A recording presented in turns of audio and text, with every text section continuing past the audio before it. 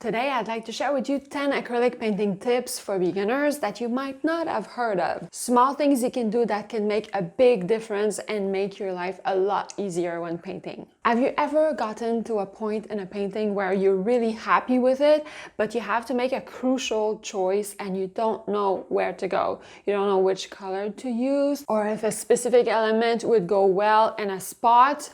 I like to use Saran wrap, good old Saran wrap. I wait for my painting to be dry, of course.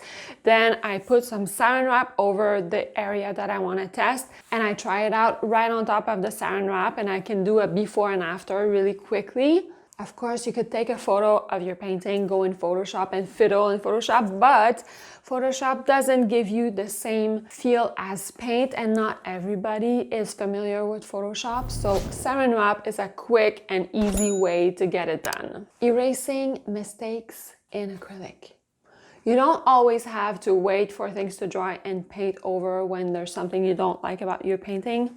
I use baby wipes. You can also use a wet rag, but I like baby wipes. As long as your paint is not fully dry, you can erase that area with a wet rag or a baby wipe. There's that window where the paint is not fully wet but not fully dry where you can erase everything. If it doesn't quite work with the baby wipe, use a magic eraser. Magic erasers are magical. Just put some water on your canvas in that specific area and rub with the magic eraser, and it's erased. One other magical trick that really works that I use all the time is to flip my painting upside down.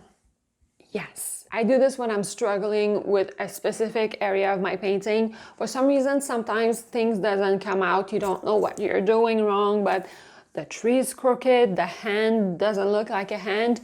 Flip your reference photo upside down, flip your canvas upside down, zoom in on that area and forget everything else. And because it's upside down, you're gonna focus only on colors and shape and texture, and you're not gonna be able to recognize what you're trying to paint, but you'll paint it a lot more accurately than if it was right side up. Try it. I triple dare you to try it. It works every time.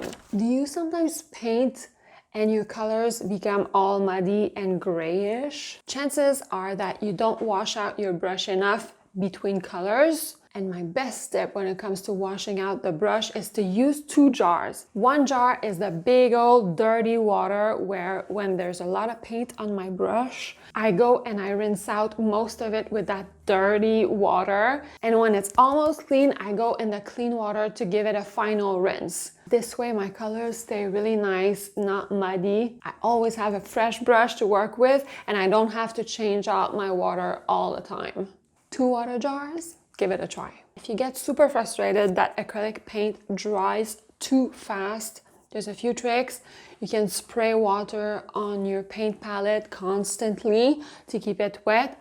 But if you're a slow painter like me, I found a magical solution. I've looked for it for a long time and I found it not that long ago. It's this. Open Acrylic Medium by Golden. I've tried many slow drying acrylic mediums. A lot of them didn't work at all. This one really works. You just add a little bit of this to your paint and it will extend the drying time. The more you add, the more it extends. Don't add too much at first. It really works. I could not recommend this enough. Talking about dried paint, if you're like me, you usually don't clean your paint palette right away. I always clean my brushes right away. I take good care of my brushes. I have a whole video about it, but my paint palettes, I usually let them dry out. I find that it's easier to clean that way. In some way, it's less messy once the paint is dry on the palette. If you're struggling with your scraper to remove the dried paint on your palette, all you have to do is wet the palette. Even if the paint is super dry, put a whole bunch of water on your paint palette, wait a couple seconds, that's all it takes. Then everything's gonna come off really easily with your scraper. Do you sometimes finish a painting, look at it, and don't know what's wrong with it, but something's off, it doesn't come out the way you wanted it to? You have your reference photo and your painting, it doesn't gel, you're not satisfied? The best way to really see the problem areas is to take a photo of your painting, transform it in black and white, and compare it to your reference photo in black and white. That way you'll be able to spot very easily what's going on and where are the problem areas. Very often the values get a lot darker and there's not enough contrast. By putting everything black and white, it will make things very obvious.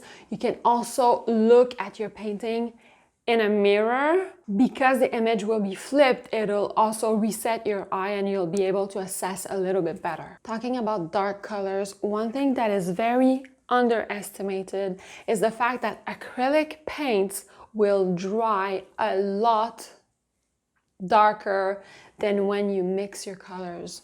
So you'll mix your colors, looking at your reference photo, you'll work really hard to get that nice shade, and then once you paint and the paint dries, it's going to turn a lot darker. And if you do that for every color in your painting, your end result will be a lot darker than what you wanted it to, or compared to the reference photo. It's something to always keep in mind. Mix light on your palette. I made an entire video about blending to create beautiful smooth gradients.